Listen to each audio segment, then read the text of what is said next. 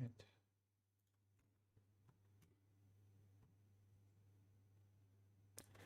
Hey everybody. Thanks for checking out another one of these weekly streams, my Saturday at 9 p.m. PST streams that I've been doing. This is the 42nd one in a row, so keeping a decent pace. I guess 10 more and it's been a year, so we're getting there. This is mainly my project I've been doing. These streams have been for the side project. I might, once this side project's done, I might move on to doing streams for another one, or who knows what we'll do, in the future. But this project in particular is about building an operating system in the browser. I always got to use the quotes for operating system. It's obviously not going to be a full operating system, but in some ways there are operating systems within it because it has an x86 emulator, so you can run an operating system in the fake operating system.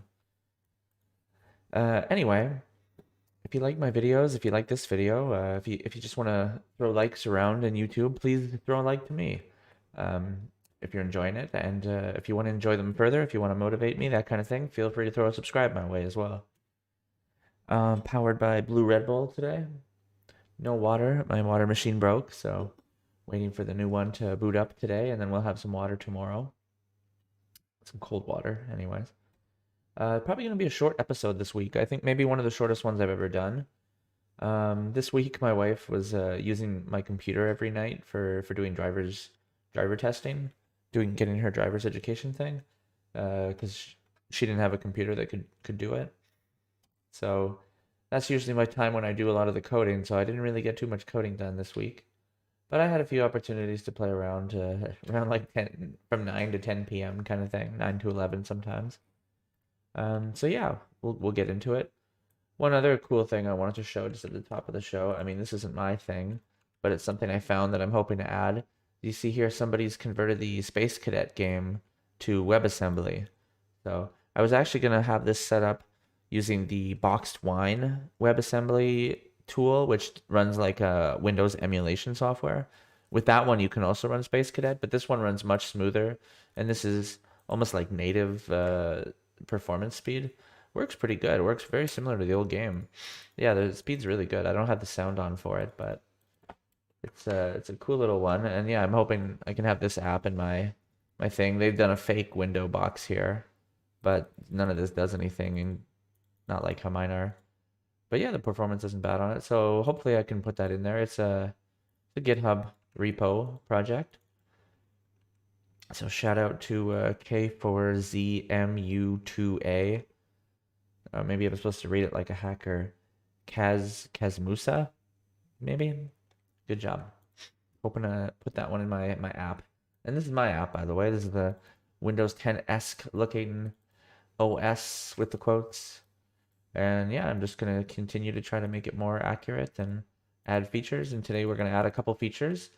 But it's a lot of refactoring today, I'll be honest with you, because like I said, I didn't get a lot done in the week in my test branch. But the part that I did get done here is like, I've moved away from the promises that we had for the file system. I've decided to just make some async helper functions so we can do some asynchronous, so we can almost solely do asynchronous code ideally. That's the plan for the long term. Just in the background here, I forgot to switch back to my redo repo. So I'm gonna nuke my node modules folder because it always betrays me if I just try to rerun yarn. Honestly, it doesn't work for me. So I'm just going to reinstall the dependencies fresh, and then we'll get dev back up so we can test it again. But yeah, back to the changes here. So I did some ESLint tweaks. I think we're probably going to combine these 5 patches together into one, and then we're going to look through it because I did a lot of work with the async stuff, and I think it's pretty much just the same patterns I applied to a bunch of different places. We're probably not even going to go through all of the changes. We'll go through like the patterns that I did. If you can even call it that, I guess. Refactor patterns. Like a code mod, but I'm doing it myself. What other ones did I do here? Some bug fixes. I don't think I added a huge amount, honestly, this episode. Oh, this was a fun one. I forgot I did this. So for 3JS, you see in the background here, this right now is running on, this animated wallpaper is using 3JS R125 because after that version, they switched from having this geometry class to only having a buffer geometry, which basically meant that this wallpaper that I'm getting from a place called Vanta.js, they have all these different wallpapers that are typically using Three.js as a starting point for them. Mine is this Waves one here. But to be able to upgrade, see here in their thing here, they're using R119. But I wanted to go all the way to the newest version of Three.js, which I think at the moment is like R133. Yes, it's still R133. So if we go to the GitHub here, wherever the heck it is, you'll see here in the pull request that I actually did a pull request and I figured it out-ish. So I had actually originally posted this bug back in January, so I might have mentioned it in a previous stream, and other people have mentioned it as well and said, hey, yeah, I'm having that issue too. So yeah, I've taken the time finally to put in a pull request to that repository and try to fix it. And it wasn't too hard. Turns out having this, it was going black and white with the new buffer geometry, so I didn't even need this vertex color specifying. Switch geometry to buffer geometry. The only real difficult thing was learning that these vertices are now basically points, where you do set from points, and the faces are now indices, and you do set index.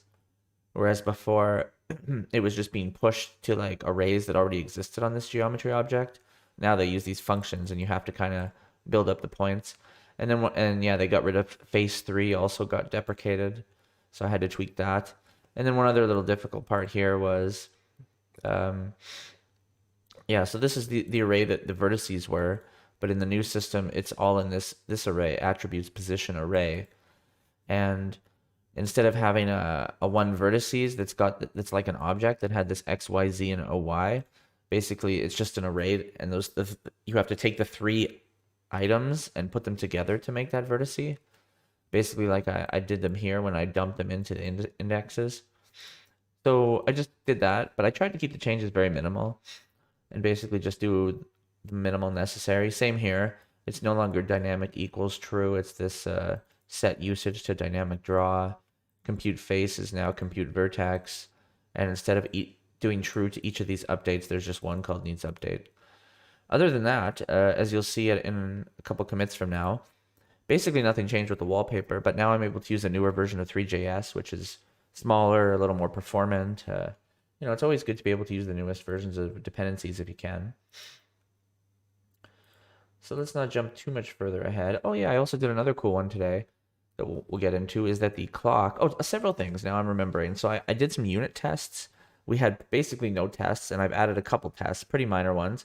When I was making the tests, I also realized that some things weren't working the way I expected. Surprise, surprise. So the tests work sometimes when you do the right ones in the right places. They're still a little limited. They're mostly just very specific functions, but we'll get into that. And I also, in the clock, I've switched the clock to use web workers. So the seconds are separate. The ticking of the time and the formatting of the date and getting of the new date is now happening on a new thread, basically. So we're a multi-threaded application now that I've added this web worker. Although we already kind of partially were, because some of the libraries we use have their own kind of web worker stuff going on. I think Monaco is one of them for the IDE. But now, yeah, the clock will be running on its own thread. So that'll be cool. Oh, also, I played around with mobile a bit, and I noticed that the taskbar was completely missing at the bottom. And it turned out that was because I was using 100 VH, like viewport height. But that's actually almost like an anti-pattern for mobile, because the address bar actually, whether you see the address bar or not, affects the viewport height. So that was a tricky thing. Or actually, sorry, it doesn't affect the viewport height, but you want it to. Because if the address bar is up there, your app is 100% of the viewport height, it actually gets pushed down based on the height of the address bar. But if you say 100%, then your app can do a little bit of resizing as the address bar is there. And then one other cool thing too is with Monaco. One issue I had is if you open it, it was doing this global window.define that it was creating a function under, and that was actually breaking other apps.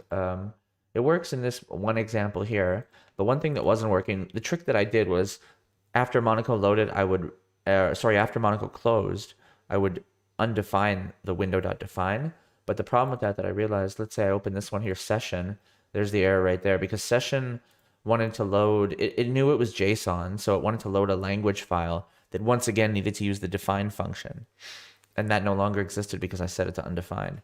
So we're going to do a weird, tricky maneuver involving locking the function. So I'm going to allow it to be set, but then based on another variable within window, when you go to access the function, it'll either be there or it won't be there. And maybe in the future, I'll think of a better reason or a better way to do it. So let's start digging into these commits. And some of them I've already discussed. So this one's easy enough. I basically just took the stuff from here and moved it up to here because I noticed ESLint wasn't quite catching some of the files properly when I had it this way. At one point, I thought this was a good technique. I think that one issue with this is that it starts to scan JavaScript files that I didn't want it to. But I think for that, I may have had a solution in the next commit here. I thought I ended up ignoring the files. I don't see that here though, so what did I... Yeah, here I just moved... Oh, wait. No, this is the entire commit. Well, I guess I didn't move the files. I thought... Let's see here. Scripts? Did I not make a scripts folder? I guess not. Alright. Let's try this change then and see if it complains. No more ESLint overrides. So yeah, I literally just moved this, so that's all I'm going to do. I'm not going to do anything fancy. Get rid of parser here. We didn't need to specify parser. We do need to specify the options, and then we don't need to say those files. Oop. So let's do that. That's the first little commit we'll do. Should be an easy one. Got a message here too from Dark Max. Would it be possible to run an execute an .exe file without the need to be evaluating by the backend? Yes, actually that is possible. I found out recently. It's limited. I believe it's only 32-bit right now, but there's this project out here called Boxed Wine, Linux emulator that runs Wine. So if you look in the demos here, they actually have just straight up executables that you can run. And I've actually downloaded their WebAssembly files and tested it with just random executables I pulled off my desktop, and some of them worked. It's a little slow to load, unfortunately. So let's say here for the pinball one, this is kind of just like that other app I was just showing, run demo. So this thing here, this WebAssembly piece is running fully client side. And if you look at the network traffic and everything that's going on, it is legitimately just running a straight up... Oh, it's loud. The music scared me there. It sounds loud when this thing starts up. But yeah, it's just running a straight up .exe. It's like cadet.exe or demo.exe or something. I think you could even view source and probably find it in here. .exe. Or zip, is it? I think it's a zip file. Where is it here? Well, it's somewhere in here. Let's not dig into it today. But I've got a proof of concept I'm working on to be able to do that, where we're going to have... You could just drag an exe on and double click it. And then I'm going to try to do the magic in the background to just load it in Boxed Wine. And even maybe get rid of this blue border here and try to just focus purely on the part of the app. It would have to have this window piece, because this is actually like a full emulator. Like I think there's some other cool piece you can do here where you can get like just a Windows terminal or something. What is it called here? It's somewhere in here. Wine shell here. This almost is just like some kind of mini version of Windows, but it's like fake Windows because it's Wine. And Wine is not an emulator. Oh man, does this do anything? Like run. See, that looks like Windows. That looks Windowsy. Browse. Yeah. So there's some kind of Windows-ish thing going on, and you see here it can just legit run executables, but yeah. So there's something for you to check out there, Dark Max. I'll post this link here to some of the demos, and you can take a look. Take a peek at that. And then yeah, the other thing I was showing, so that one has Space Cadet legitimately running the exe, whereas this Space Cadet posted the link there. This other Space Cadet demo is they've converted the actual executable into just pure WebAssembly, almost by disassembling it, which is different than this Wine emulator thing. But this is an interesting project as well. Anyways, yeah, the side note there. So where were we on the code now? Right, I wanted to do this ESLint change. Let's jump back to ESLint here and get rid of these overrides and just be done with them. Yeah, we're just going to put them alphabetically. So They're all at TypeScript ones. LMNOPQRST. There we go.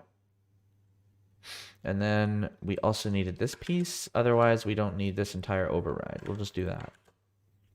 And let's do an ESLint. Oops, get rid of that R. While that's running, that's going to take a few seconds.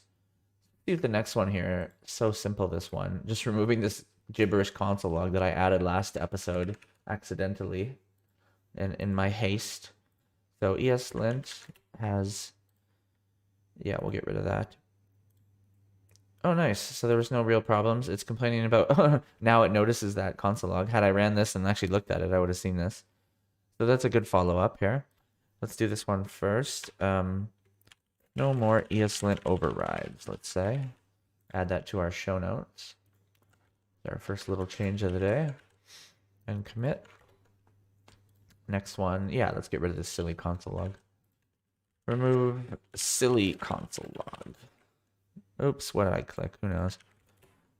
So many keyboard shortcuts, I don't even try to remember them, to be honest. I know a couple. I know the useful ones. I mean, I guess a lot of them are useful, but I'm fast with the mouse, so, you know. All right, so here's where I was saying, I think we're going to combine these 5 commits into one, and then we're going to go over the idea of them. The basic idea being getting rid of these thens when possible. Well, actually, I didn't get rid of it here, so that's a bad example. I think this maybe had to switch for some other reason.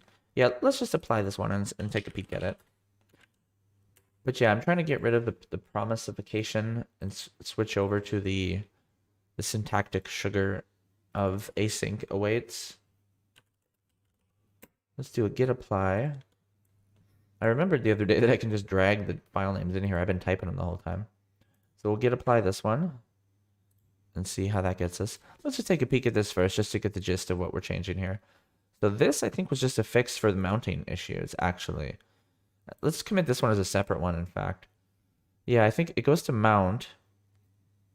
I think this could get triggered multiple times was the issue. Because the effect would get triggered multiple times.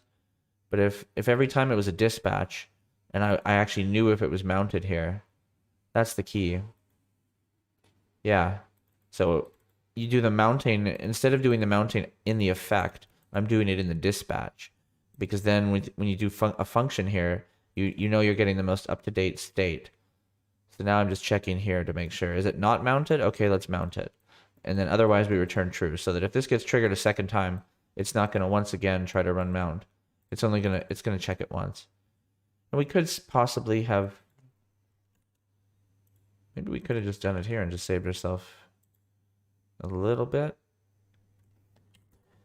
I'm wondering now if the change could have been done like that. Maybe I could have just done that. Although, wait a minute here. It says not mounted. So then why would I have gotten in here? Yeah, the issue. Yeah, that's the issue. Exactly.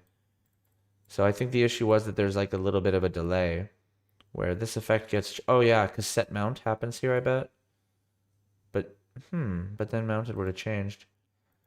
I'm not exactly sure. Well, I mean, this makes more sense. This is a better pattern, I feel like, is to just do it in general. I'm not a fan of these dispatches where you just say, I want it to be true now, because you don't know what it was before. It's better to check, like, do I even need to update?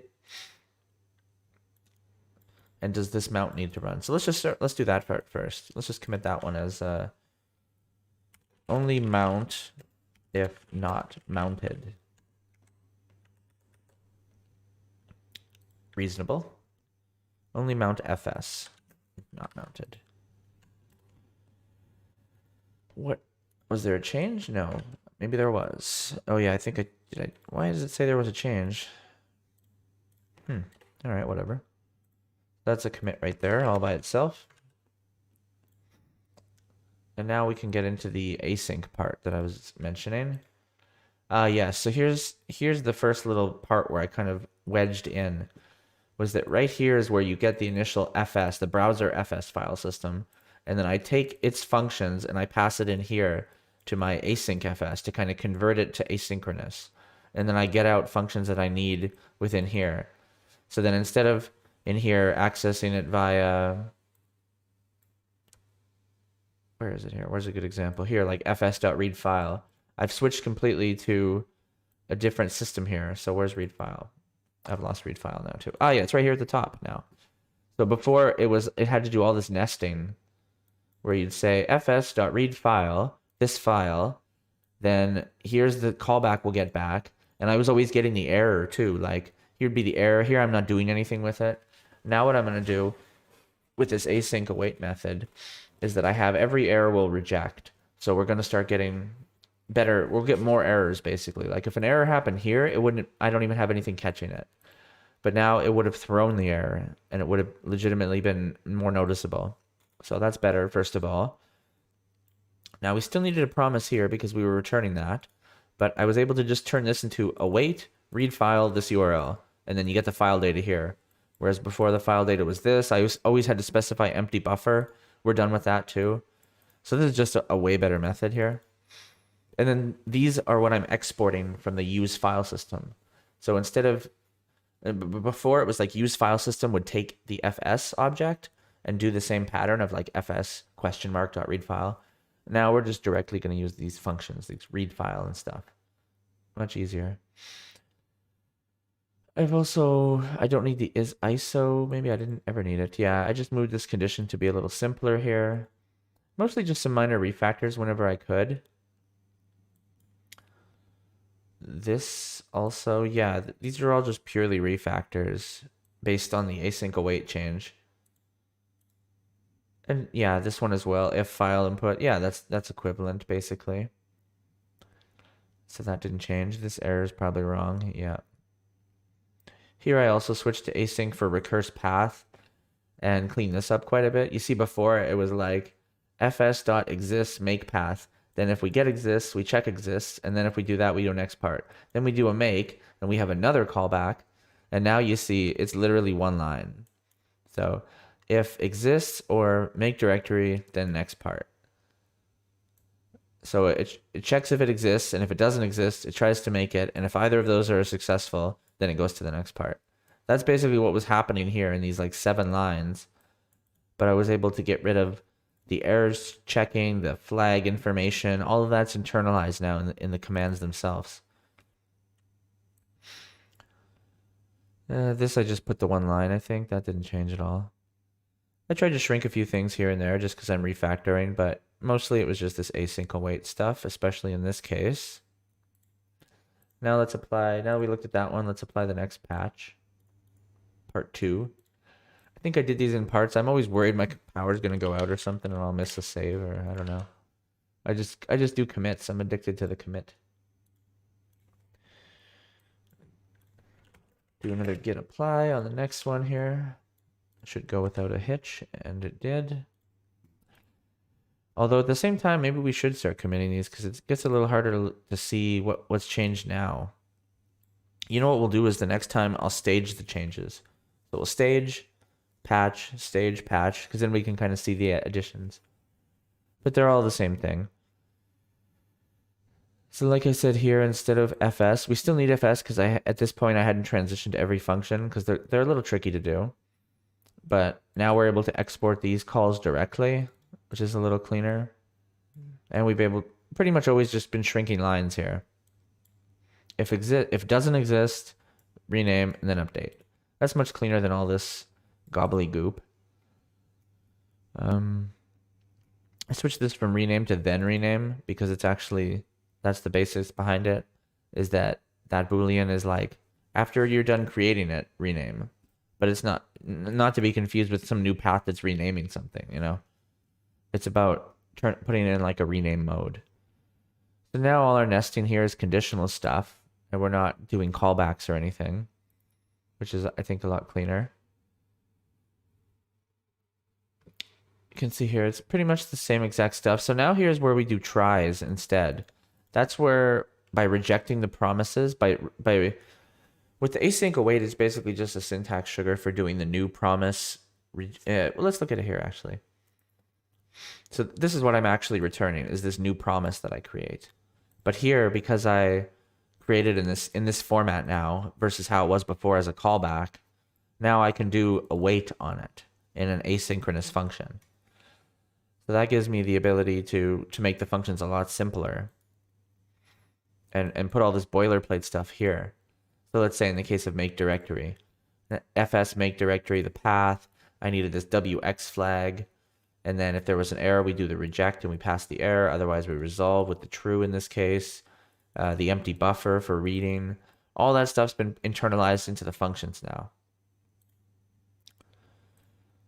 And then we just refactored them to not be, instead of passing the callback, we basically just continue on all in one function where it's much easier to follow the flow as well.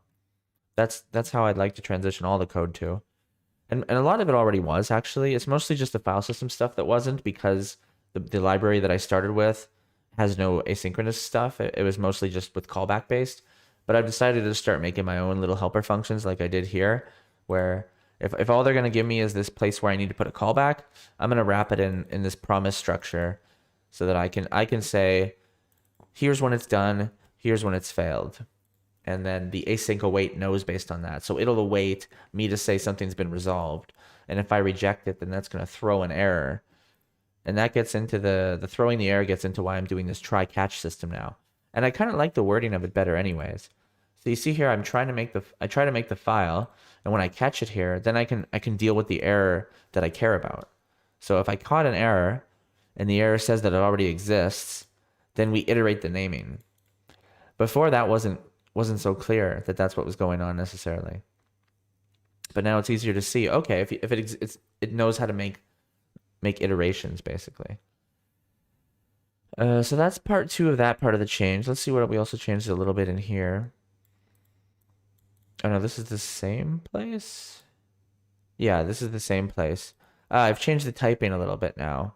Instead of doing the async part right here, I also just make sure to get all the functions, but in this file, I only need these 3 of them. And then the rest of them down here, I just dump them all in at the end. And same with typing, I made this async fs module type that I export that's been based on that. So this is now extended kind of off of my use file system hook as like an enhancement. This was an actual tweak because the code was wrong at one point.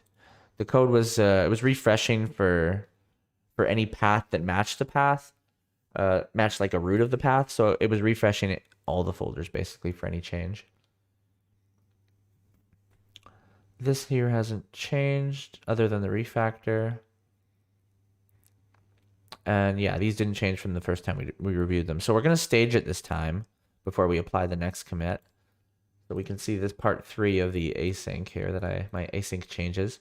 I actually really enjoyed doing this. I don't know why, the async stuff, but it's kind of fun to just like chip away the logic as you switch from a promise or from this callback structure to the async await structure. You know, it did become a lot clearer, and I just kept like clipping pieces out. It's like, oh, now this part can go all the way up here, and oh, all this logic isn't even needed anymore. So let's see what other refactors I ended up doing. So I started doing a little bit with the zip functions too, which also use the file system. Looks like I moved it. Oh yeah, it was in JS-DOS, and I've moved it into just the generic util functions, because all the zip functions were, they can be used in other places, and they actually were being used in other places, but I still had some zip functions in JS-DOS for some reason, so they're centralized now in one place. And I've also I made a helper here for unzip, because the zipping had the same problem where the zip library was only giving me callbacks, and there was it didn't have it like promisified or anything. And you can do that yourself, or there's libraries for it, but it's pretty straightforward to do yourself. Just this little wrapper basically where you make it a promise, and then you say, okay, here's when it's done and here's when it's failed, you know. So that's a lot easier, I feel. And then so I used it in DOS CI. I just used these functions here. That was just a move. I've gotten rid of the unzip from here, and I'm using the zip function unzip because I was able to make that asynchronous. I think I do the next one as well in the next part here. So here's for extract files. I made it quite a bit simpler and removed about 4 lines and a bunch of callbacks. Still looks a little tricky just because you have to kind of get familiar with the await context here.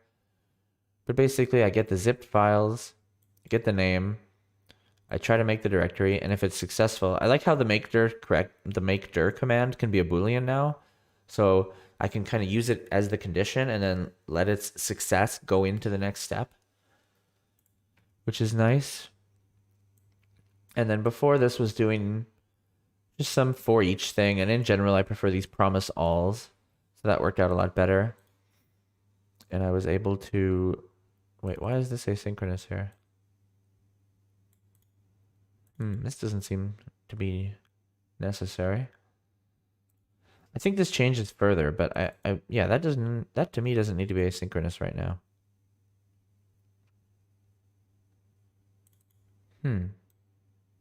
Let's take a peek at the other patch here and make sure I didn't. What was that? That was part 3. Let's take a look at part 4 and part 5 just to see if we did any more tweaks to extract files.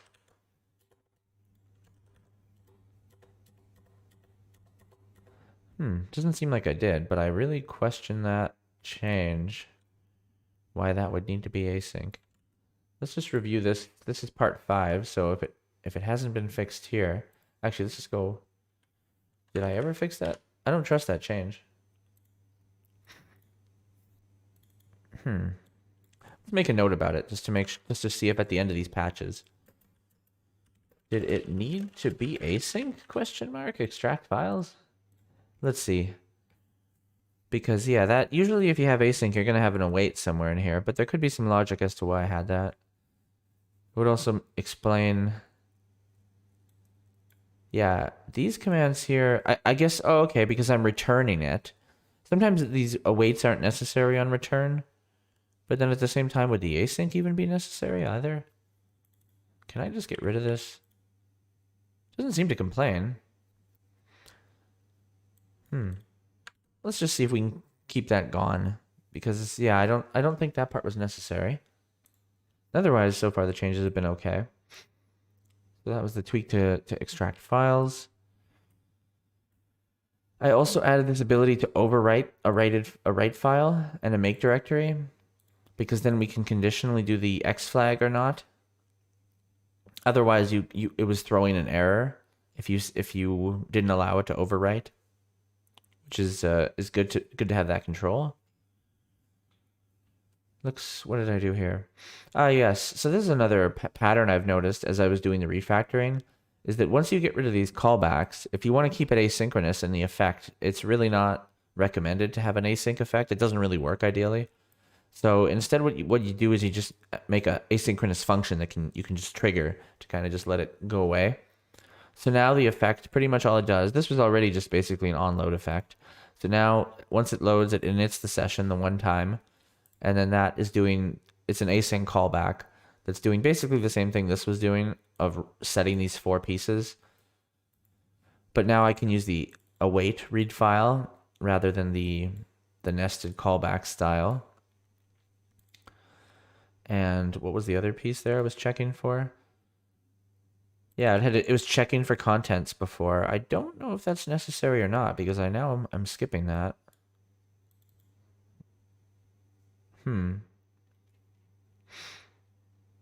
I feel like I probably still should check for content, because I think that was a legit error that could happen. Maybe not, though. Oh yeah, it checks here if it exists already. That's handy. Yeah, that's what I didn't have before. I was reading, and then if this was nothing, then it didn't exist, I was inferring. But now with the asynchronous, I feel more comfortable using these exists. Before it would have had to been like exist nested and then read. It just seemed a little silly. But here we're just able to condition it right here. So if there's no session file, don't do any of this nonsense. And then it'll make it the next time. So that's like on a fresh load.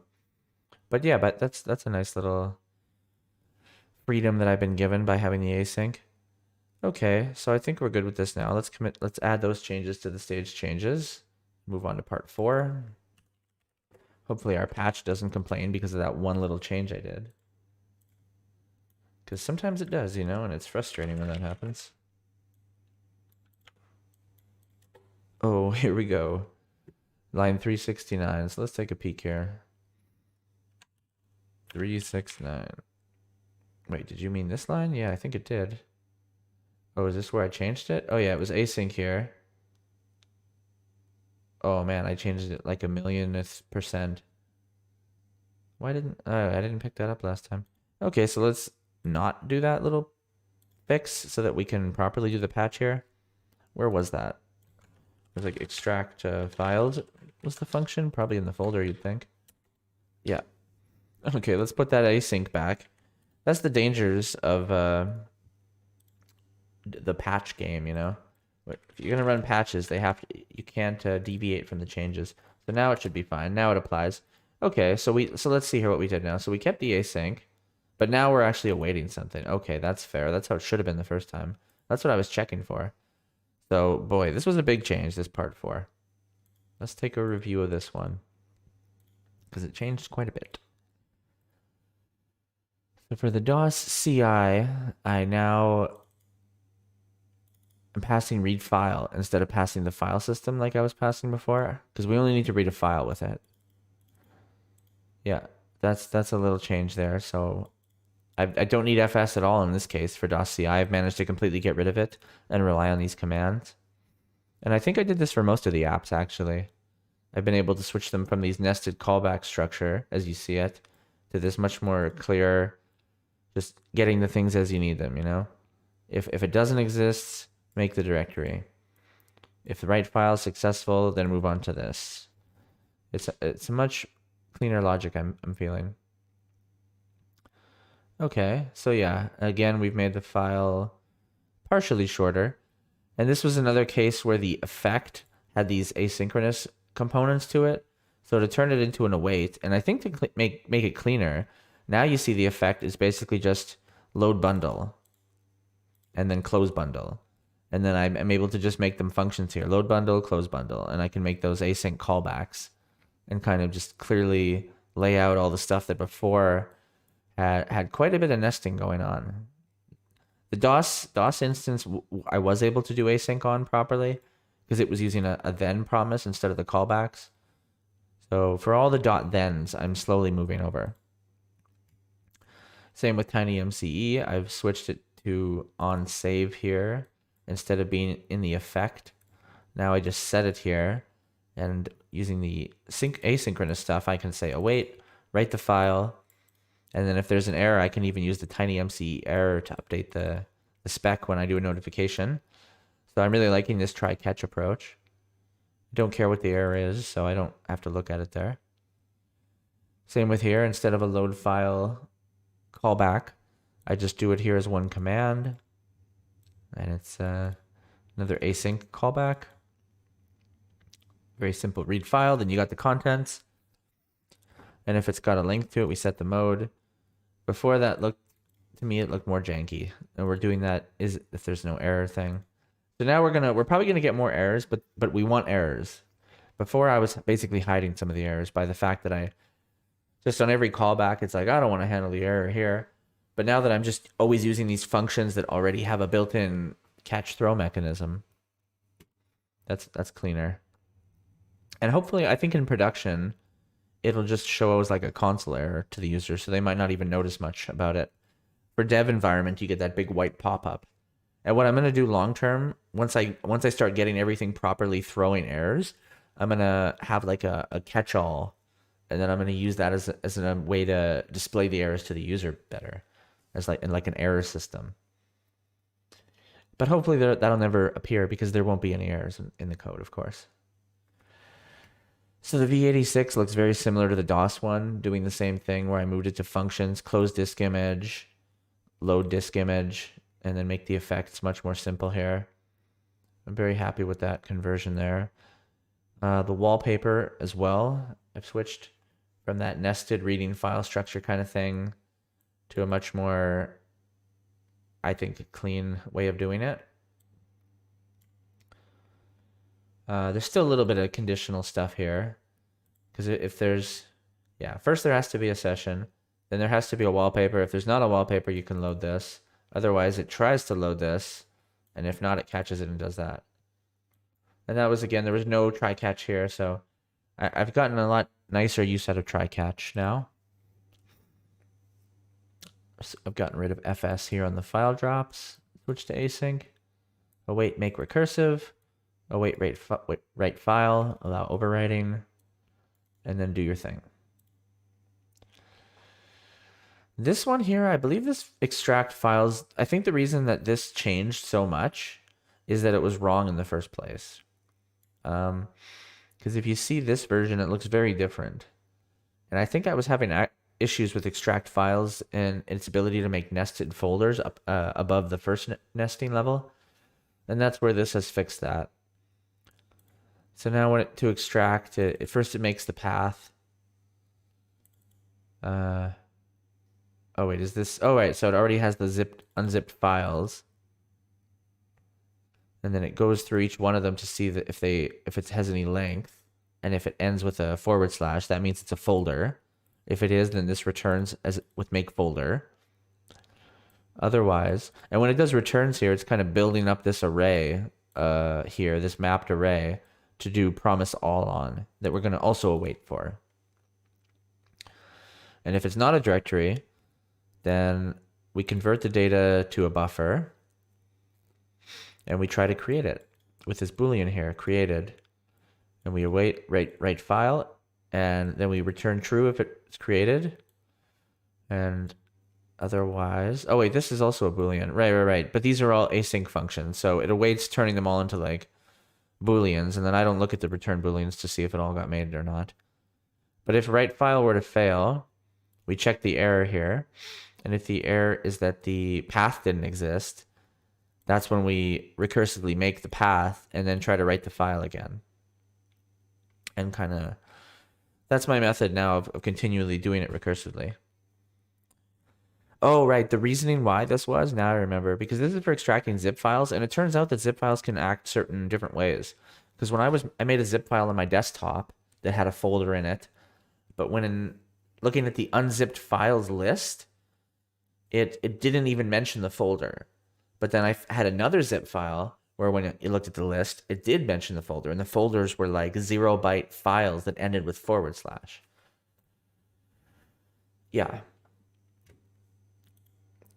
So that's what that checks for here. So in the case where it's a 0-byte file that ends with /, then we know it's a directory. Otherwise, we're going to assume otherwise there is no directory structure. We try to make the path, we fail, and then we make the path here, because this wasn't being caught for certain zips. So that's like a zip fix too there. I moved the async fs to a hook to memoize it here. Use async fs, and I do use memo right at the start, so that this never changes basically after the initial giving me of fs. Unless fs changes, this object's never created again.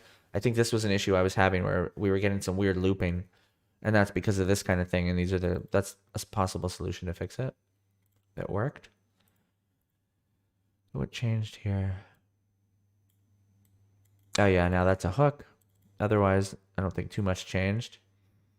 I tweaked the recursive logic here a little bit, where it says if it exists or make directory, then it got created. If it's created and we're not at the end of the position, then we continue the recurse path. Before that was written a little different, and I think that was also having some trouble. So these are some tweaks I've done along the way, because I know when we get to part 5, it's all, working, touch wood. Here's the zip async I made to match the unzip one that I had.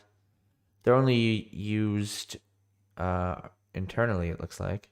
Oh yeah, externally now, I just literally call them unzip. So the async one I just call unzip.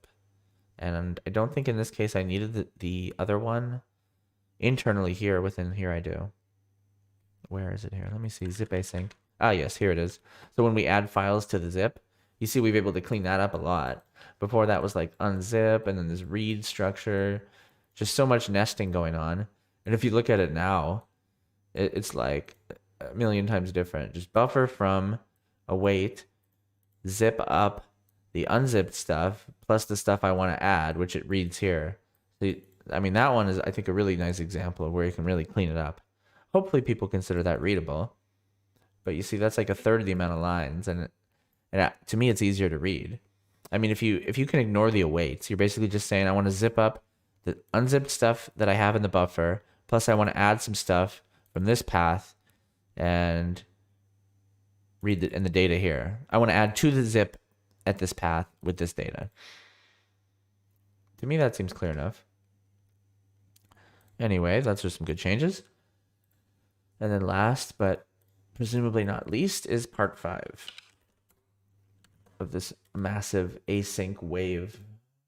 Unfortunately, by the end of part 5, I don't know if, spoiler, there's more to do. Not this episode. I just didn't do it. There's just a lot of promises and file system async stuff that I haven't finished. Read file was one of the functions where it's used in a lot of places, and I'm not done getting rid of them yet. But I've made notes. I'm gonna get there. We'll make another note for here. Finish the async stuff! Exclamation mark. This we've already figured out. That was okay. That totally got refactored anyways. I switched delete file to delete path. That makes more sense, more accurate. Same here. I just reworded it. Here I'm getting the stats. I was getting the stats from the wrong place. Yeah, I was getting it right from FS. I wanted the browser FS version. Presumably they're the same, but I just want the correct one. So you see I've been able to make this a lot smaller too. The find paths recursively, it went from being this nested monstrosity to slightly less nesting. And instead of passing FS, I just passed read directory and stat directly, because those are the two functions I needed. So I make a path array, promise all, I map the paths. I make the map here from path, the path list of, find the paths recursively for this, whatever this function's purpose is. This would be a nice one to unit test. So I don't have a unit test for this one, but maybe I'll make that one as a nice note here. Add unit tests for this. That's a good one to test. But the idea is it finds all the recursive paths and just returns you a list of paths to work with. And you see it's become quite a bit smaller. I think I removed about 10 lines. But basically it's exactly the same thing. It's just that when you take this callback styling and you turn it into this async await, it turns into this.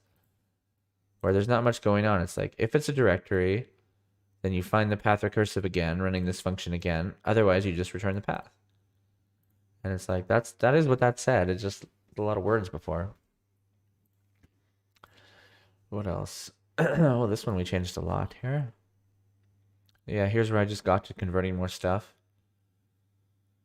It's the same story. Nothing out of the ordinary here other than removing lines. Just removing lines. Unlink. Yeah, I made delete path a little simpler. Just right out of the gate, it tries to delete the thing. It tries to unlink it, which if it's a file, it's going to catch it and say, hey, this is a directory. And in that case, it's just do that and delete. And this is also the adding recursive deletion. I'm not sure if I had recursive. I think I had recursive deletion before.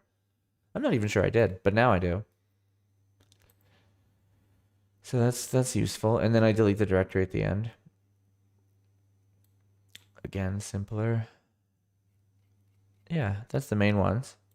Just try to pass around more specific stuff. Don't always pass around FS when I don't need to. Here I've almost emulated every function at this point. I think all of them, all the FS functions now, there's an async version, which is nice. Maybe I should submit it to, I mean, really it's nothing worth, it's something anyone can do. It's just literally like new promise, reject, and resolve on all of these ones where there's a callback, and doing some decisions with the data and stuff. And it allowed me to get rid of so much boilerplate code that I'm pretty happy about it. So that's all 5 parts. Pretty much focused on the file system, so I think that's what we're going to name this. So moving to async/await fs access. Not done, but we're moving there. We're getting there. Whew, that was a big commit. We're 50 minutes in already because of that thing. So let's get that one in the books. It occurs to me now that we haven't seen to make sure that any of this works. So I guess we could. Let's take a peek at it here. Let's completely clear our cache. Close all these patches we downloaded. So, I mean, at cursory glance, it's still working. We're still getting file system access.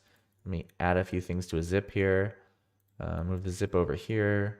Extract them here. Put them in a folder. Nice. Let's say I put these 2 things in a zip. and then I extract that. Oh, it hates that. File exists. Which file? Desktop archive. I don't feel like that's true. I don't even see a desktop folder yet. Okay, so we haven't ironed out every issue. That's a good one. Let's make a note of that. So, make a zip, extract it, zip that, extract that. Error? Question mark? Basically what was happening. Let's move on though. But in general, it's usually not so bad. But I think that had to do with the recursive creating of these files in the extract command. Let's see what it made in the end. Oh, in the end, it actually did it. But it must have ran something twice, I guess. Oh, it missed session. It didn't copy session, so yeah, that's a bit weird. Maybe it tried to make directory again? Well, that's where we're getting more errors being thrown. Perhaps that was always happening, but before I was just doing like underscore read error and ignoring it. So I'm happy for the error. I'm happy for it. Good. This is a good thing. This is fine. Let's move on because we don't have too many more commits. Check URL before saving on close. That sounds like good advice. Ah, yes, that was needed in both these cases. So when I opened the JS-DOS or v86 and there was no URL, it was not necessary to close the bundle, as you may expect. So just here, I want to add that there has to be a URL and close the bundle. Same here with disk image. What's this one here? Maybe it should be the same. I think I missed this last time, but... Or maybe I did a different one. Ah, okay, yeah. That's a mistake on my part here. If it's current URL, close the current one. But here, yeah, you gotta make sure you got a URL, dude. Don't just close things for nothing. Same problem here. Same mistake I made on this one. Needs to be down here. There we go. Good thing we double check. Triple check, I guess, in this case, because we're adding a check. We check the check. Check URL before saving on close. Don't mind if I do. Save that. Get that, commit that out into the old ether. And let's see the next one. Where were we? Here we go. Fix edge cases and add tests. Ah, right. So here's where I had a little fun adding some of our first unit tests that we actually took the time to do. I do know how to write tests. I do them at work often. I won't say quite often. Could always do more. Anyways, let's look at the test first before we see what we changed. So the idea of the test is simple enough. It's for this function here, format number. No, sorry. It's for the get formatted size. And it's supposed to return a very Windows specific one. With the way that they do the numbering here, where it's like this 999 thing. And I had to do a lot of observation to figure out that it was this way. Here was two pieces I missed, I think, was this significant digits. It doesn't count like 0 dot as a significant digit. So that was causing me some issues. That's where I had to do this here. I think. No. Is it? Format number. What did I do here?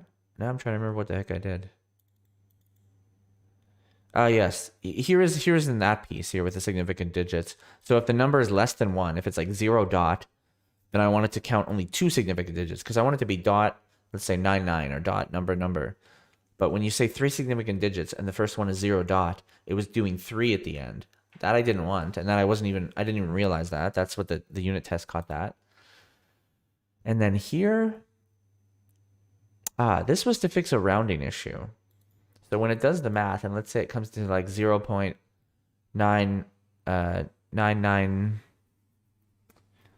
trying to think of a good example. Like let's say it would have been 998, let's say. No, let's not say that. Let's say 0.989. Let me write it down at the same time. 0.989. So the issue was that it would be, when I would get the number, it was rounding it to that, and I don't want that. I just wanted it to literally cut this off, because that's what it's doing in Windows. So that's what we did. My way of doing that was to set the number to a fixed length of 4 decimals at the end, and then I would actually cut off 2 of them. Because if you had a third, and if you say fixed to 2 or something like that, it was still rounding. This was the only way I could find to get rid of rounding, was to just set it to a fixed number that was enough to not round it, and then just cut little pieces off of it that I knew, a known number. And I think setting this to 3 was also giving me an issue, where it would start like rounding. Anyways, this fixed it. So here's the test for it. And here's a bunch of cases that I took the time to just find some random files and test some decent cases. A 0, the 1 case. In Windows, it actually does 1 byte, which is, I felt like it should say 1 byte, so I did my own version of that. 1023 bytes, 1 kilobyte. But then here's that rounding thing here that you wouldn't necessarily expect. So here's how I wrote the test. Describe gets formatted size, and then we have my test, or wait, what is test here? Oh yeah, that's just the function. Right, these functions are global jest functions, so they're not imported anywhere, but they're just something you can use. So there's test, and you can, on test, you could have just like go straight to the bracket and run it as a function, I believe. But there's also this .each version where you can pass in test cases.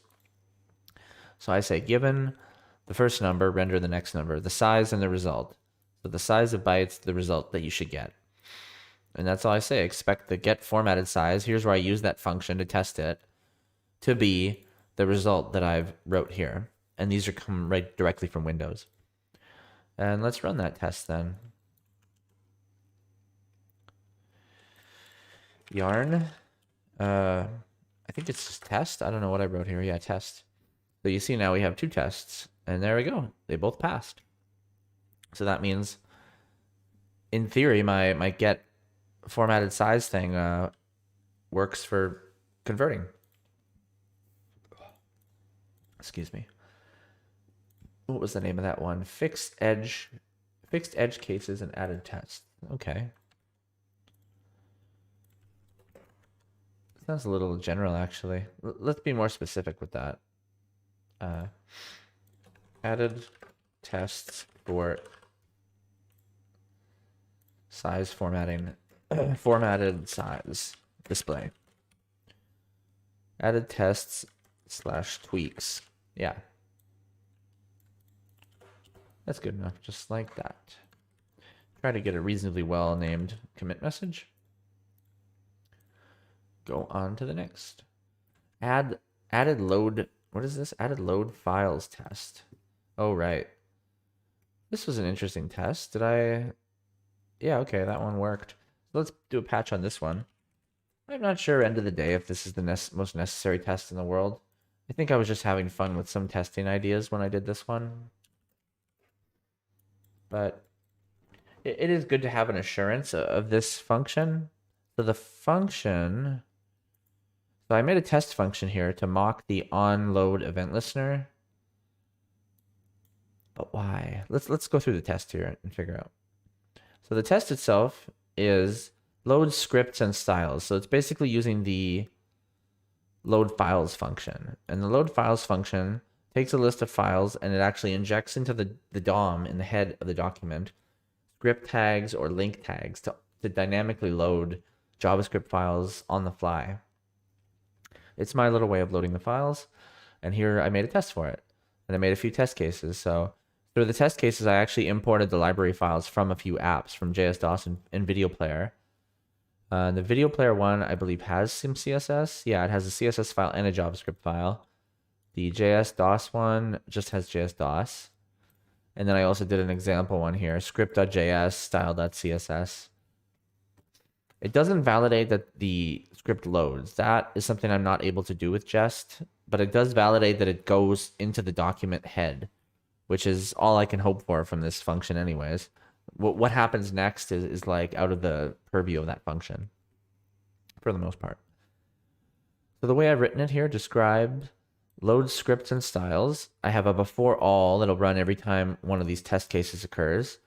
What it does is it sets the link elements prototype for add event listener. It adds that mock event listener. Now the reason for doing this is that in the load file function, this is where you get into having to mock some stuff. So for load files, when it tries to load a script, let's say, it was going to this piece here where it adds the event listener for load. That's when we know it worked, basically. Does that make sense? Or did I have an issue with this? What was the onload here that I had to do? Listener. If type is load and type of function is listener, it runs the function with an empty event. Ah, yes, this was to properly resolve it. So the issue with my script is that the way it works, they're based on promises. So it would try to load the script tag into the head, but then only when the event listener fires load would the promise get resolved. So that's where I had to mock this up, because the load never occurs in the jest testing environment. So if I wanted to trigger the resolving of this to see that it actually got, so the fact that this part worked kind of tells me a little bit already. So that means it got here. And then I also have a test to validate this, I believe. So I basically validate as much of the function as I think I can. So for the link element and the script element, whenever add event listener is run, it's actually running my mock command. And all that it does is if it gets the listener, it executes it right away, assuming that it was a load function and that the listener was a function, then it just executes it with an empty event because we don't have a real event, but it's enough to resolve the promise. So then here in my tests, I have my cases here, my 3 cases of URLs. So load the JS files as script and then load and CSS files as link tags. I await the loading of the files. The promise is resolved because of my mock listeners.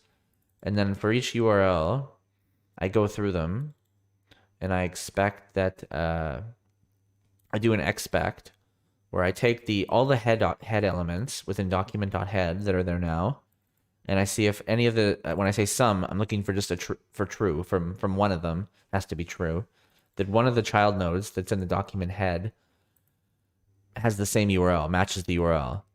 So the child node, if it's a link element, it comes from ref, or if it's a script element, it's going to come from source. So if the child URL got defined here, and it matches this URL, and I say includes here because it can add a little bit on front of the domain sometimes, but I just want to see that the main URL path is there. So that's all that this checks for. It just checks that it got put into the document head. So with that, we know that the load script got itself into the loading for promise resolve, and it got into the document head. I would have liked to take the test further. I would have liked the loading part to work and for the script to load and be able to validate, like in this case, say for JS-DOS, I wanted to know that window.dos got put on the window object, which happens when the script loads. But I haven't figured out a way to do that yet. I think that's where I was going with this test, and then I ended up kind of having to just do this method of like just finish the promise at least, if you're not going to execute the script. But mostly it was an okay test. So that was called, I had named it that. Added load files test. Yeah, that's accurate. Have some real tests, and we should probably test this, right? Crazy idea. We're adding a test, you might as well test it. So it was in functions as well. So yeah, now we got 16 tests that passed total, which is, I think it's these, like 1, 2, 3, 4, 5, 6, 7, 8, 9, 10, 11, 12, 13, 14, 15. And then I have that one other test that we had before that basically just does the most simple thing of checking that there's an element in the document. Save that one. What next? Change HSLs to HSLA.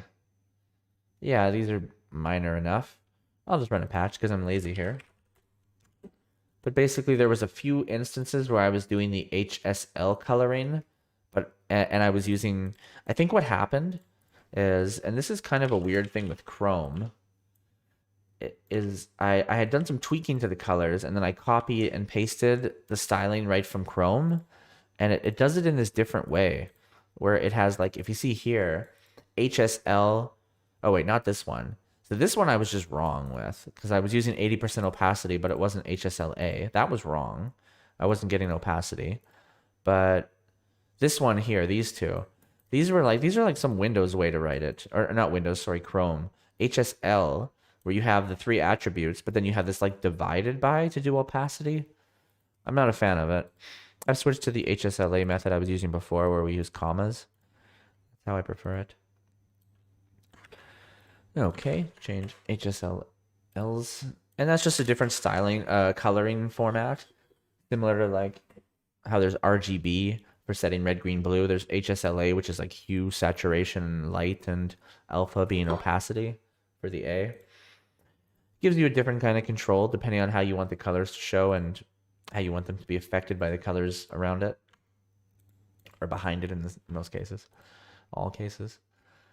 Only clear entries once. Hard to tell what I changed from this diff. Let's apply the patch and just see in VS Code with a cleaner. I prefer their diff view quite a bit.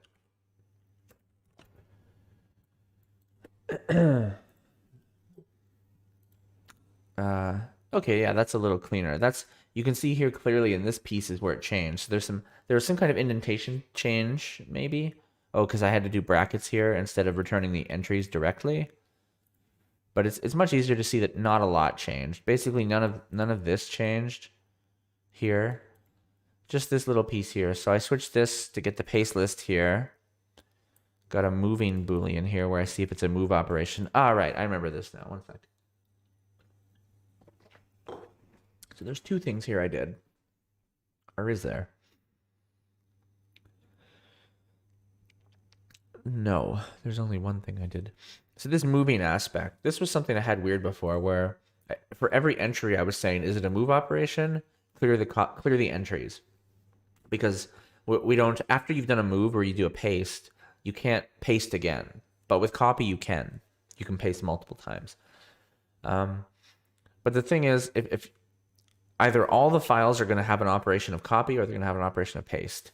So I just decided to calculate that at the start. If some of them are moved, then it's moving stuff. And I split this up into 3 functions so that I could run it conditionally there. And then at the end, if it was moving, I say, okay, clear the entries then. So I just simplified it basically to clear the entries one time. Only clear entries once.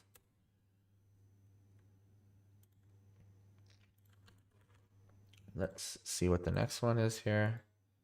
Oh, let me just add that to the show notes as well in the background. Moved clock to web worker. Here's one I'm proud of. This will be a fun one to discuss. So if you don't know web workers, I barely do myself. I know them a tiny bit. Never met them personally. So the idea of web workers is that you can basically create threads. I think they call them here. Do they call them threads? Yeah. Web workers are a simple means for web content to run scripts in background threads. The worker thread can perform tasks without interfering with the user interface. Yeah. So I don't think a clock is necessarily the best use case for this. I want to have more uses for it. I have a plan for the background, in fact, being one of them via the off-screen canvas, but I haven't gotten there yet.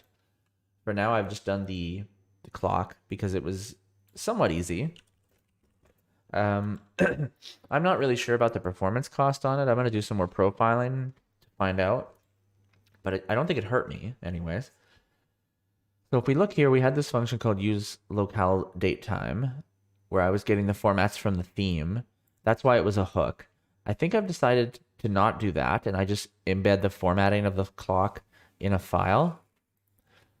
Yeah, you see here, I've taken them out of the theme, and I put it in a different file, in the file called clock.ts, which has the main clock worker. I think I end up renaming this file in a next commit. Let me just double check if I don't have another commit where I end up renaming that file. Moved clock to clock web worker. Is that all I did?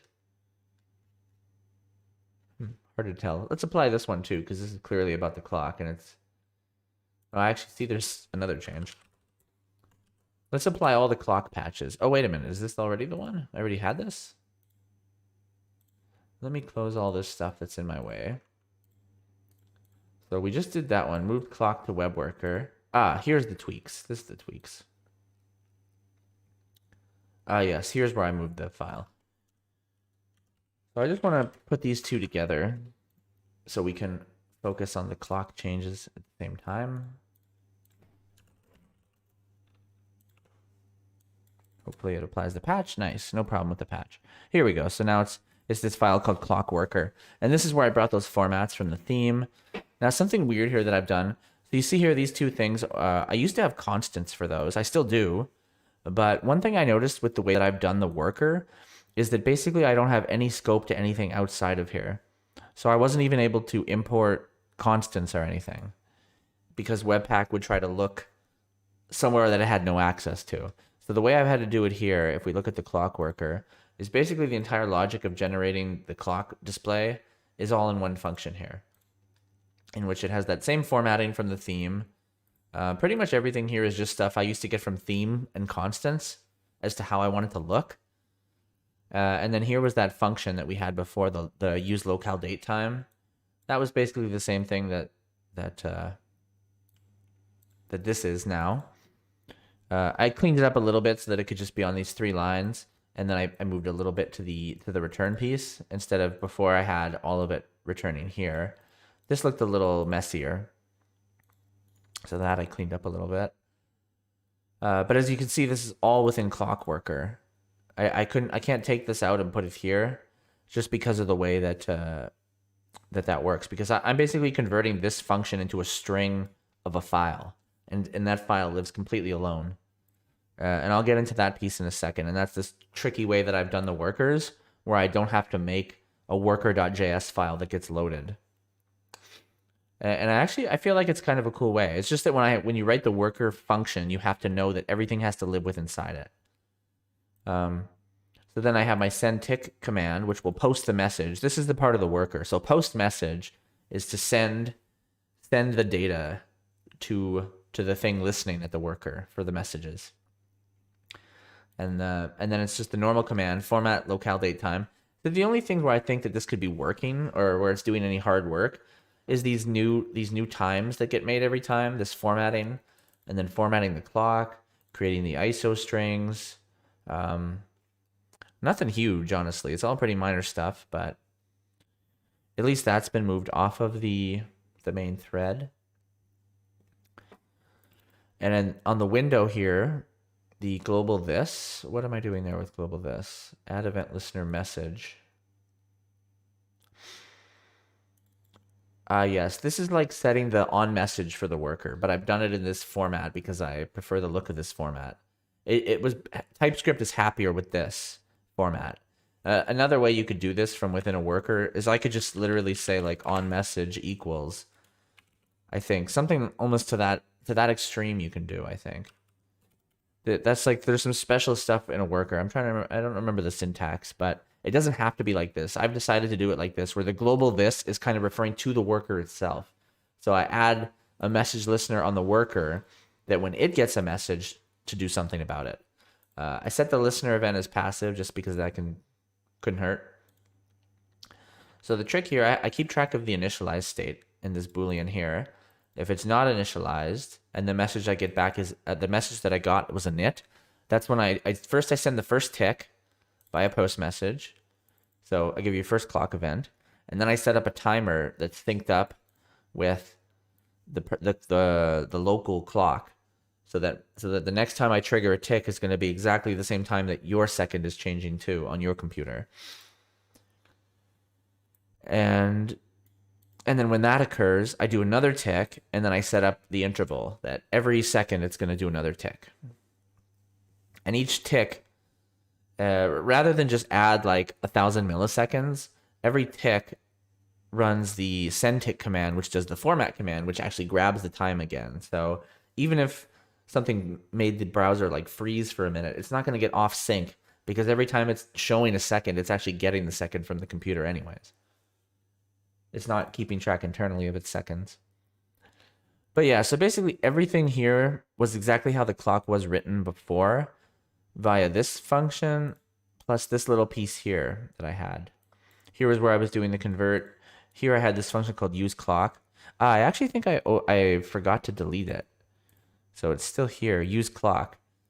So you can see that was doing that other piece where it would set the timeout, update the clock, and then start that interval.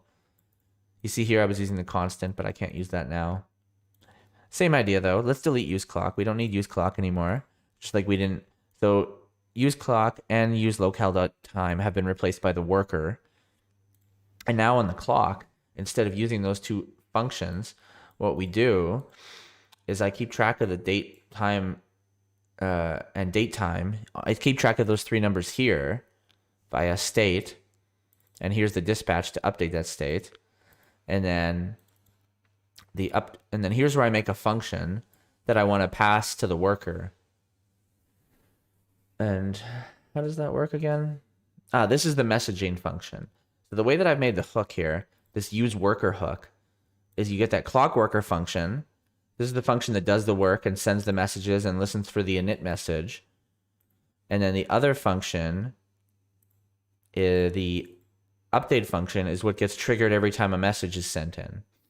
So when I get that message, there's the data, and I just update the clock, basically, with the locale date, time date. And here I'm able to pass the type into the worker. So that's the simplification of it. So now I can just say use worker, here's the worker function, here's the function to run when I get a message back from the worker. And I managed to keep it kind of clean there. And then if we look at the use worker, it's not too complex. I've been able to use the TypeScript generic here, where you can pass your own type in and then use it here as what will be the data that comes back. Wait, on that note then, do I not need... Maybe I wrote something... This doesn't need to be like that then, maybe. Let's see. No, because it doesn't know... Wait a minute, is that true?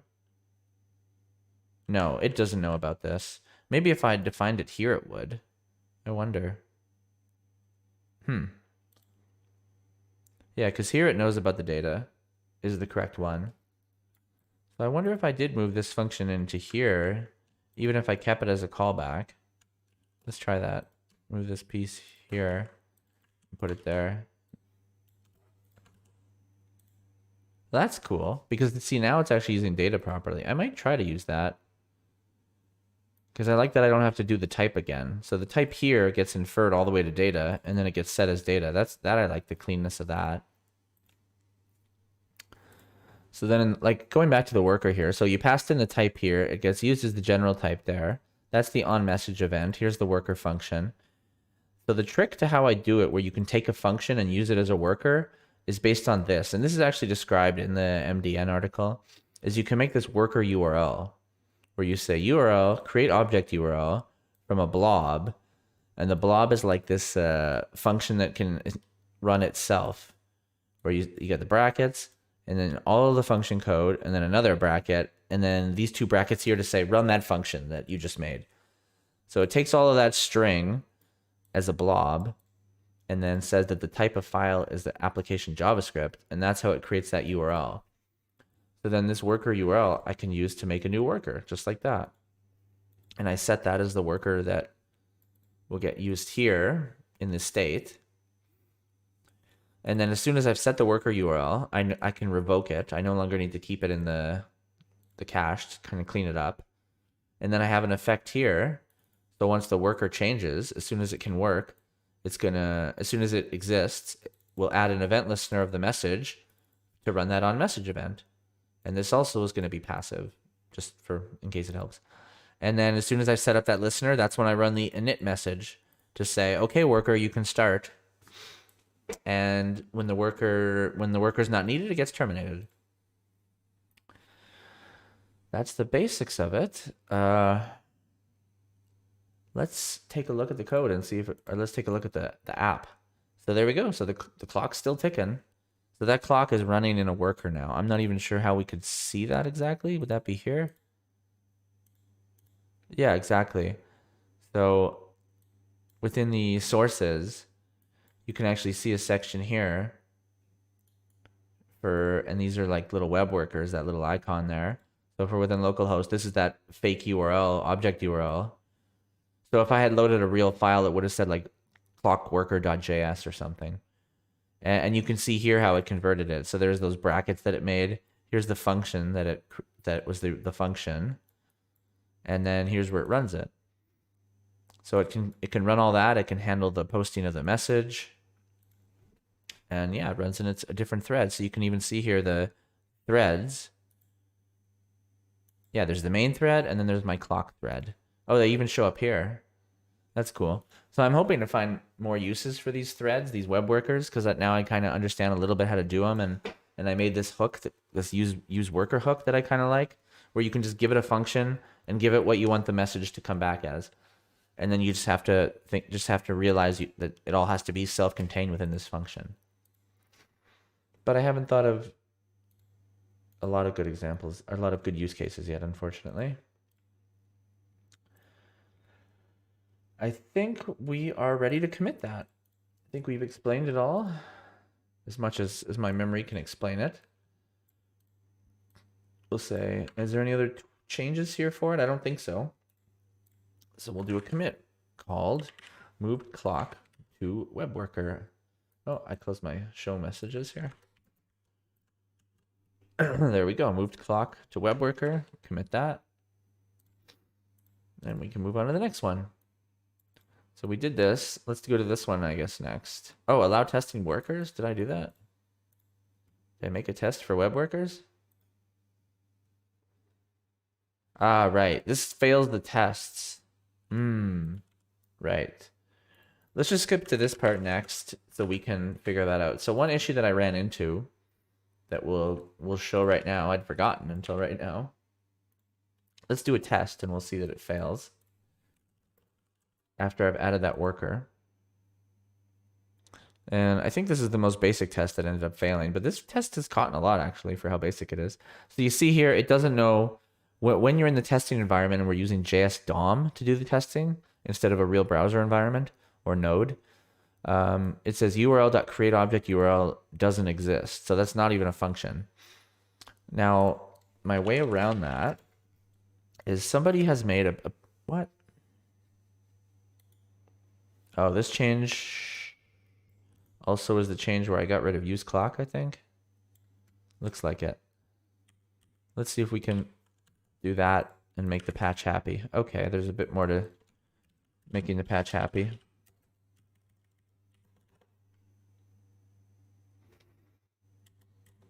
It's a little hard to understand this patch. Dang it, I wish I'd kept the use clock now. Let's try to keep deleting things until it stops complaining. Here's all of that message, I think. Dev null. What does that mean? I think that just means it got deleted. Let's try that. See where that gets us. Nice. Okay. So for fixing the worker, I installed something called JS DOM worker that emulates some of these functions that we're missing.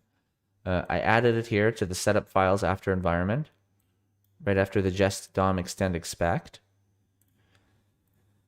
This is partially unrelated. I've switched to a snapshot test instead of just checking for main. The reason I wasn't doing a snapshot test before is because the clock was changing all the time.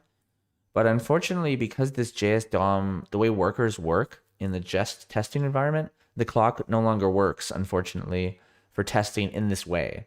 Now, we might be able to do testing of the clock worker in a future unit test to validate that, but we can't do rendering of the clock because it's a web worker, and web workers, as far as I can tell, I haven't figured out exactly how to properly get them to load and execute and get to see the output rendered the way that I was expecting. So I think that this JS DOM, what's it called again?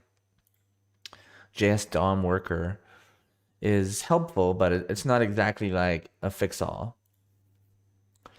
So we move to snapshot now that the clock's behaving. And as you can see from the snapshot here, here's the clock. So it didn't update the pieces of information. This is empty.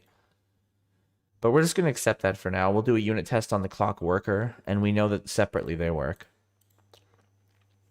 Now, I did a slight tweak to use worker also to get it to be a little more happy with the testing environment. Revoke is also not emulated, but it's not important to the test. So I've just I've added this little safety check here that if it turns out this isn't a function, don't worry about it.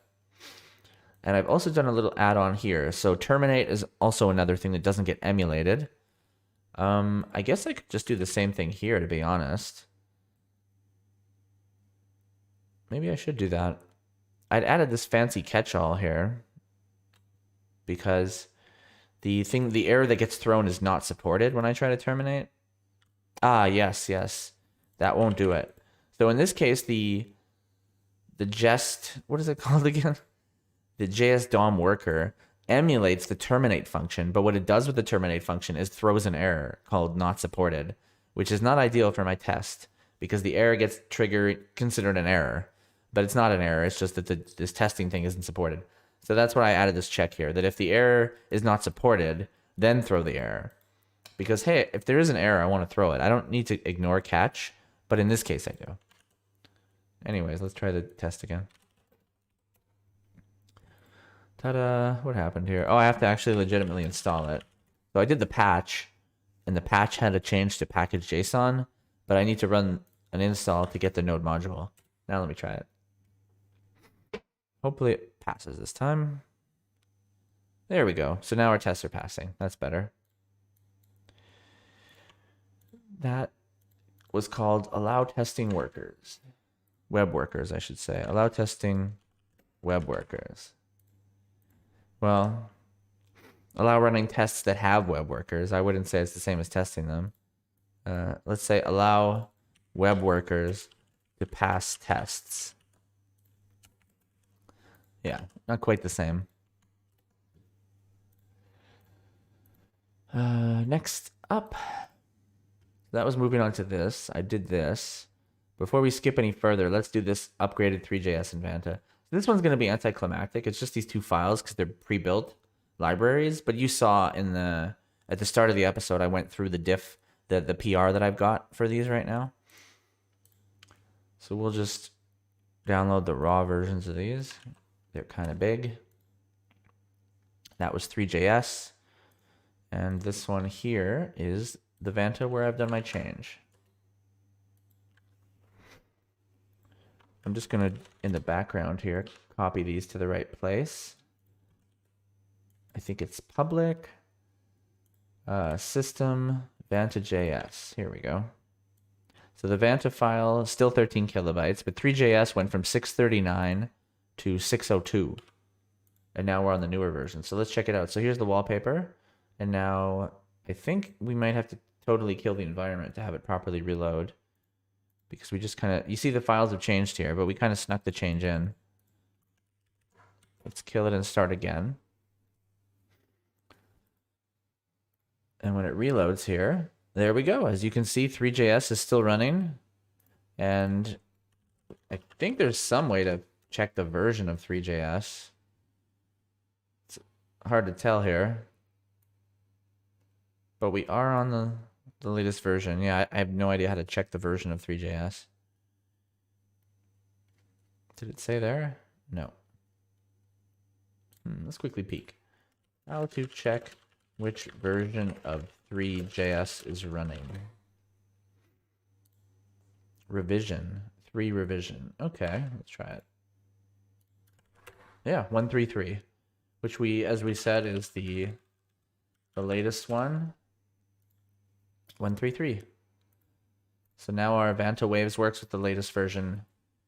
And again, that's another one where I'd be interested to do some profiling, but I have not. You know, one step at a time. Upgraded 3JS and Vanta.js.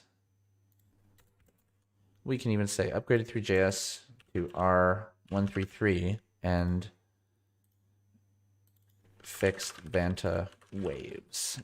To be more specific. Nice. That was another accomplishment of sorts. So we just did these 3. What do we got left? Not too much. So only 100% of height to allow on the address bar. This is what I was talking about earlier about VH doesn't account for the address bar. So it's better to use percentage. It's only really relevant for height. I mean, I do use VW as well, but I don't think there's anything on the sides. I guess there could be. I don't know. One fire at a time. So that's the first one I wanted to change. And then I also add 100% height to the body. Oops. That needs to be here. Body. not that one. Here's the one. This is the global styling. We're going to add 100% height here. And we've also on the style desktop gone from 100 VH to 100% height. Now, it wasn't something I was able to ever emulate on the fake browser here. But as you can see, it didn't break anything. And on a real phone, it is better. It looks better. Because you can actually see the taskbar, which is kind of important. Only 100% of height to, yeah. Switch from 100 VH to 100% for address bar. For mobile, I should just say. Yeah, it's a mobile fix, but at the same time, it works for desktop. In general, I always want to try to use the generic version, the setting that'll work on both.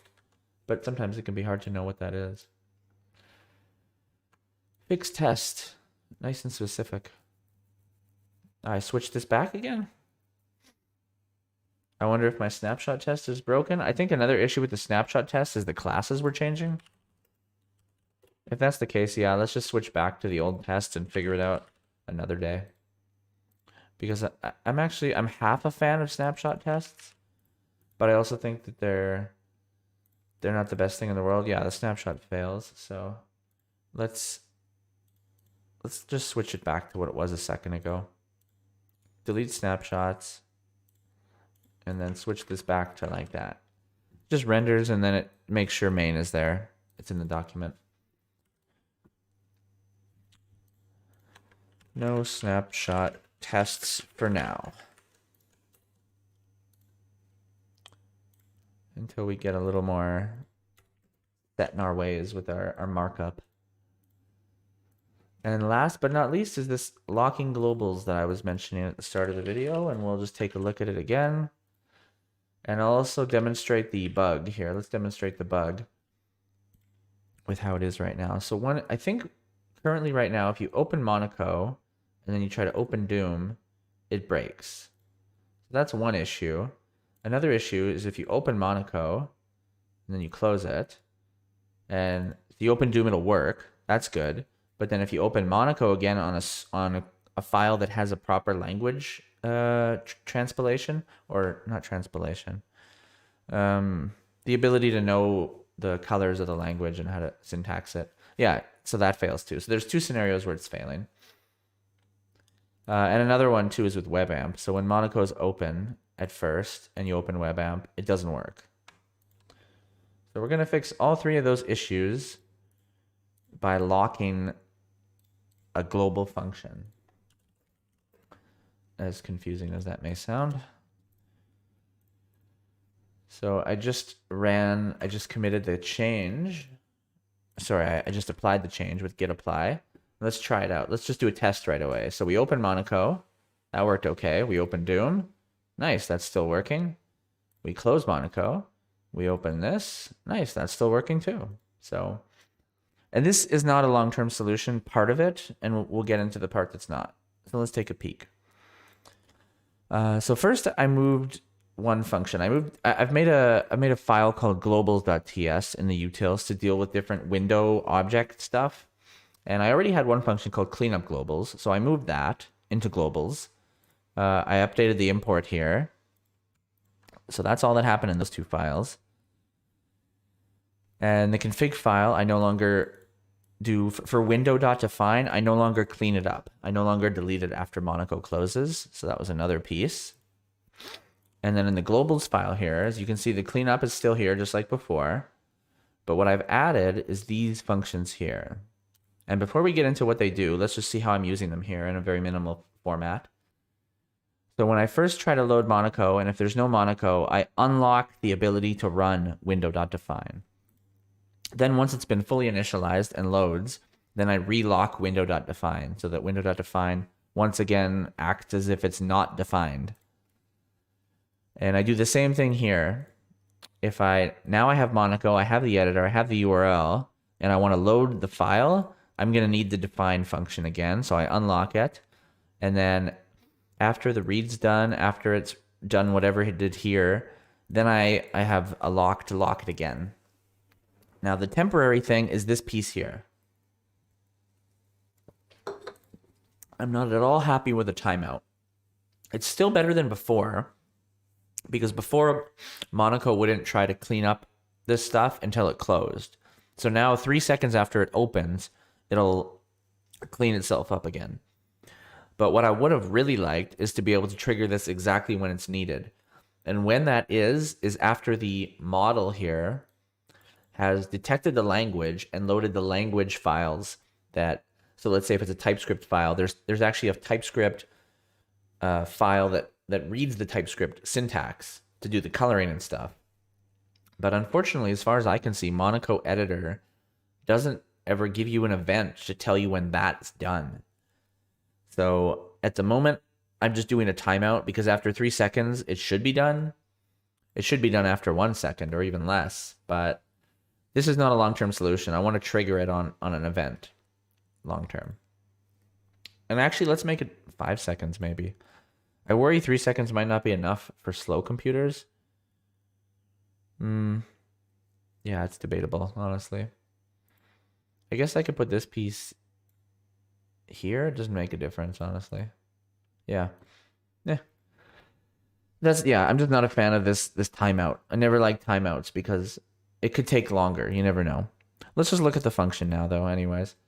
So the basic idea of it is when you first run unlock, if the function is completely undefined, and the way that I do that, so the trick here, something I've noticed, is just because you say window dot name of something, window dot test, let's say, and it returns undefined, that does not mean that window dot test is undefined. That means that its get function returned undefined, or it's undefined, one of those two. Maybe even other scenarios, I don't know. So that's why I had to use this other method called object.getOwnProperty descriptor to see if there's a description of that property that already exists. So if there isn't one for the key, in this case window.define, then it adds the global lock function to it. It creates a descriptor function based property. So what that does is it runs this other function called object.defineProperty. So on the window, on this specific key, I want to create a property descriptor. This is TypeScript, that piece there, which has a getter and a setter. So the get is, and the way that I've done this here, this part's the tricky part, but I couldn't find a better way around this. And I'll discuss some approaches I tried. But basically what it does is I have another global object that I create called locked globals that'll have that key mentioned just to say whether it should be locked right now. So if that key exists and it's true, then we don't return anything. We return undefined because this key is locked. Otherwise, we return whatever the value happens to be. And the value is based on the setter here. And it's the same logic where if it's locked, then we don't allow setting either. So you can't change it unless it's unlocked. And it's just basically a way of me to control this function being read and written to. And all that set global lock does is to create that file, or the object, sorry, this locked globals that has whatever it already has, plus this key's locked status. So when you unlock it, it becomes false. When you lock it, it becomes true. And I've done a declare global up here to say that the locked globals should be a record of strings and of booleans, just to clarify that. So I've managed to make it all copacetic with TypeScript, sorry. So one way that I wanted to do this was that if this.value is the function, what I wanted to do was to intercept that function and to read the parameters that it's passed and to know, okay, in this case, you're okay, and not have to have any kind of locking mechanism at all. Now, this part is hard because the ways that people suggest doing it don't seem to work for this exact function. This is a special function. This is the function that's like working with AMD modules and ESM modules, and it's doing a lot of looking in itself to see if it's changed, if it's being monitored, if it's got event emitters. So one thing I found out was there's this thing called reflect where you can do apply, and you can say the function with the window object as it's this argument, and with the args being this.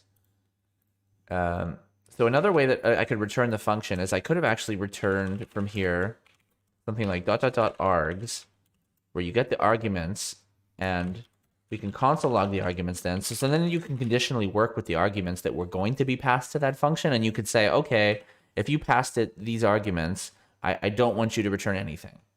That's what I would have liked to do. Otherwise, you do it like that. So then this would be the function that they would get. So when they try to run something with some args, it would do something with the args that we know about. Then it would run the original function.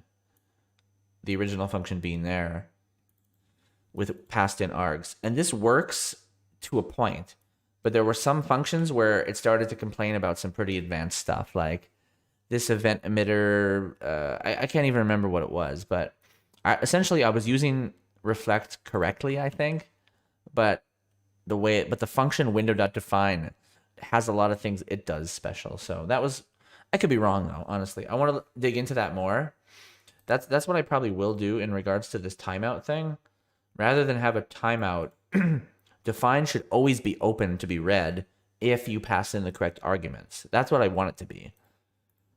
But for now, this works. And yeah, at the point where I can properly intercept this window.define function via reflect or whatever it happens to be and read whatever the arguments are, then I can be more safe to say, to tell JS-DOS and to tell WebAmp that when they try to talk to define, then I know, oh, okay, this is WebAmp trying to get something from define. Go away.